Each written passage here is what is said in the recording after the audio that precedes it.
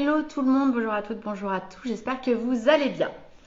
Alors, je vous fais un petit live aujourd'hui qui va être un peu plus technique pour les indépendants, pour les formateurs et les consultants en bilan de compétences. Il est en train de se passer des choses assez impressionnantes. J'avais envie de faire un petit live un peu coup de gueule. Alors, pour les gens qui suivent, en fait, qui évoluent dans le monde de la formation professionnelle et du bilan de compétences, pour les indépendants, pour les OF, les organismes de formation, en 2008, pour reposer un peu les choses, en 2008, on a eu une grosse réforme de la formation professionnelle avec l'arrivée d'une certification, un référentiel qualité nationale qui s'appelle Calliope, qui a révolutionné les choses en ce sens que le gouvernement en fait a voulu qu'on monte d'un cran au niveau qualité en formation professionnelle et ils ont voulu aussi un petit peu dégager tous les OF pas très sérieux, tous les organismes de formation pas très sérieux. Donc du coup, il a fallu rentrer dans un système d'audit avec énormément de démarches administratives, de suivi qualité, etc. Moi, j'avais même décidé de créer un poste parce que j'avais passé Calliope toute seule la première fois. Donc ça avait été quand même compliqué. Pourtant, j'estimais être assez rigoureuse, mais effectivement, il y a 32 indicateurs, c'est assez costaud. Donc j'avais embauché une personne derrière pour monter tout le système qualité, etc.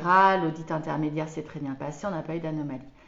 Bref, donc ça a été une révolution dans le monde de la formation professionnelle parce qu'il y a plein d'indépendants qui n'ont pas suivi, en ce sens que Calliope, non seulement c'est un budget, voilà, donc je crois qu'il y a un cycle de... je ne sais plus combien c'est, mais je crois que c'est 2 ou 3 000 euros, un cycle complet sur 3 ans. Donc d'abord, c'était un budget non prévu. Et puis, effectivement, c'est vraiment une démarche complexe. D'un point de vue administratif et suivi qualité, c'est vraiment une démarche complexe. Donc tout le monde ne peut pas embaucher une personne. Donc ça a été la première chose. Donc il y a plein d'indépendants qui se sont mis en sous-traitance naturellement d'organismes de formation qui ont passé cette certification nationale qualité, Calliope. Ça a été la première chose. Et puis en 2008, ils ont aussi ouvert pas mal de choses au niveau du compte personnel de formation. Donc ça a simplifié les choses au niveau notamment du bilan de compétences par rapport à ce qui existait avant. Je résume. Et alors aujourd'hui, qu'est-ce qui se passe? Il y a un projet de loi qui va être adopté dans les prochains jours. Donc le gouvernement, ils ont été complètement dépassés par le succès du compte personnel de formation et par la fraude qu'il y a eu, parce qu'il y a eu énormément de fraude. Je pense que tous les gens qui vont regarder la vidéo ont été démarchés au moins une fois, si ce n'est pas 50 fois, par des escrocs, très clairement, ou des centrales d'appel qui sont mandatées pour vous faire croire que vous allez perdre vos droits au CPF, etc. Bref, donc du coup, la note, elle est très très salée. Et donc là, ils ont décidé de nous pondre quelque chose pour lutter contre la fraude CPF. Donc il y a deux choses qui vont se passer. Alors première chose, c'est qu'aujourd'hui déjà pour accéder à son compte CPF, en fait dans les faits c'est relativement facile, mais pour le commun des mortels, il faut quand même être accompagné. Il y a 2-3 petites choses à voir.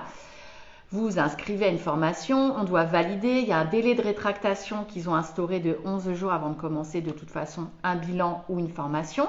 Et la personne doit revalider son dossier. Donc souvent, nous, on est obligé de relancer parce que la personne, effectivement, ne comprend pas qu'il faut revalider le dossier, ce qui est normal.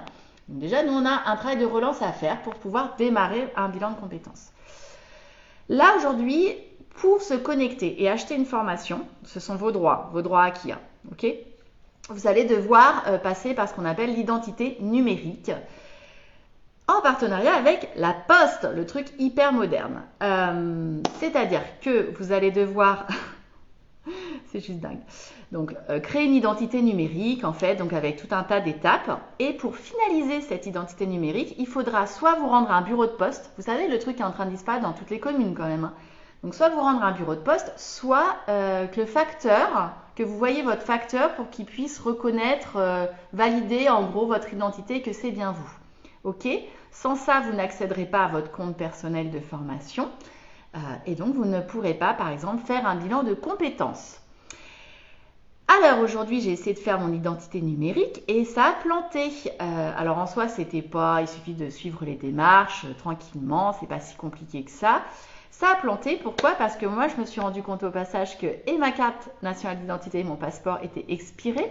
En soi, la carte d'identité, c'est pas grave parce qu'on a le droit de l'utiliser pendant, je crois, 5 ans après la date d'expiration.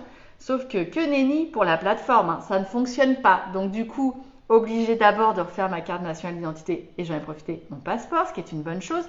Sauf que les mairies sont totalement débordées et qu'il y a des mois d'attente. Ok. Donc ça, c'est la première chose. Donc ce qui veut dire que nous, on va être obligé non seulement d'accompagner nos clients à créer une identité numérique en lien avec la Poste, uniquement. Dans quelques temps, il y aura a priori d'autres organismes habilités, mais pour l'instant, il n'y a que la Poste. Ça va être une galère sans nom, parce qu'il va falloir que les gens en plus se dégagent du temps pour aller à leur bureau de poste qui est constamment fermé, ou qu'ils chopent leur facteur. Normalement, s'ils travaillent dans la journée, ils ne le voient pas vraiment. Ensuite, il va falloir les accompagner sur le CPF. Pour les personnes qui, comme moi, malheureusement, n'ont pas fait attention et ont des dates d'expiration pour leur carte d'identité, leur pièce d'identité, autant vous dire que ça prendra des mois, ils laisseront tomber. Donc tout ça pour dire qu'en fait, il va y avoir un décalage de trésorerie très important, parce qu'aujourd'hui, on avait entre l'entretien découverte, le démarrage d'un bien de compétence, il y avait 11 jours de droit de rétractation. Alors autant vous dire qu'on est parti pour un mois et demi. Donc déjà, premièrement, gros décalage de trésorerie pour tout le monde, pour tous les indépendants. Deuxièmement, il va y avoir aussi des règles pour les indépendants sous-traitants qui vont devoir remplir un certain nombre de conditions et notamment accepter les conditions générales d'utilisation de la plateforme du CPF. Et alors, je ne sais pas exactement, mais je sais qu'ils ont durci aussi les règles. Donc bref, je ne sais pas bien comment ça va se passer, mais il va falloir aussi passer par cette étape-là. Voilà. Sinon, en gros, c'est le donneur d'ordre, l'organisme de formation qui porte les sous-traitants qui est responsable. Donc tout ça pour dire, en même temps que le gouvernement est en train d'ouvrir des fonds avec la BPI pour offrir un tas de formations gratuites pour la création d'entreprises, pour doubler le nombre de créateurs d'entreprises.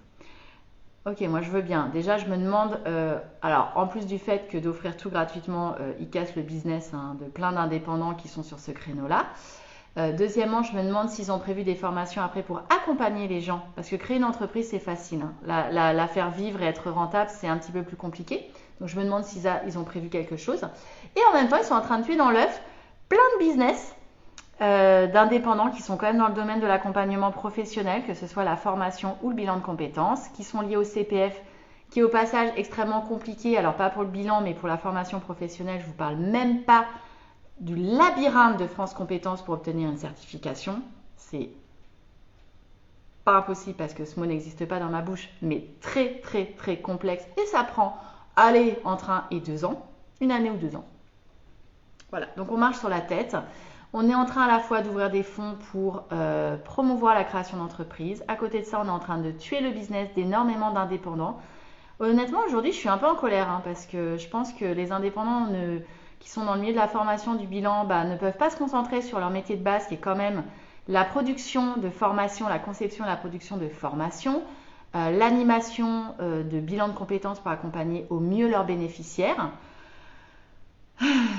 Bon, ça pose question en fait tout ça et encore une fois, du coup, ça veut dire que le modèle économique va énormément bouger sur la partie des indépendants dans l'accompagnement professionnel parce que en fait, on a un gouvernement qui est complètement déconnecté de la réalité du terrain et c'est juste hallucinant les projets de loi qui sont en train de passer. Donc voilà, et il va falloir que chacun anticipe parce que je pense que le métier de consultant en bilan de compétences, il est quand même mis en danger. Parce que le CPF, on le sait, comme ça a trop bien fonctionné, l'État est super endetté par rapport à ça, donc ils mettent en place tout un tas de contraintes pour que les gens aient plus de mal à utiliser leur CPF. Ok, soit, sous couvert de lutter contre la fraude. Ok. Et puis voilà, mis bout à bout, il va y avoir toutes les contraintes qu'il y a à Calliope, même pour les sous-traitants, ça va devenir assez infernal et je pense qu'il y a pas mal de personnes qui vont repenser à leur modèle. Nous, on en fait partie, clairement, parce que de toute façon, moi, j'ai jamais aimé être dépendante d'une aide de l'État, parce que je sais qu'ils ouvrent les vannes comme ils les ferment. Donc, de toute façon, faire reposer un modèle économique sur ce genre d'activité uniquement, c'est pas bon. C'est pour ça qu'on avait plusieurs activités. Heureusement pour nous qu'on en a plusieurs, mais pour autant, ça fait quand même penser à pas mal de choses. Donc du coup, moi qui pensais avoir à peu près reposé les choses, avec ce nouveau projet de loi magnifique qui sort, on va encore être obligé de les reposer à nouveau, de reprendre d'autres décisions, d'anticiper à nouveau. Voilà, j'attends de voir comment ça évolue. Je pense que les gros organismes de formation j'espère, vont un peu plus monter dans les tours. Et c'est certes louable de vouloir lutter contre la fraude du CPF, ça c'est clair. Et en même temps, je pense qu'on tue le business d'énormément d'indépendants dans ce milieu-là. En tout cas, enfin voilà, c'est mon avis, c'était mon coup de gueule du jour, j'avais envie de le partager. Sur ce, je vous souhaite une très belle après-midi et puis je vous dis à très bientôt et à demain pour un prochain live. Ciao!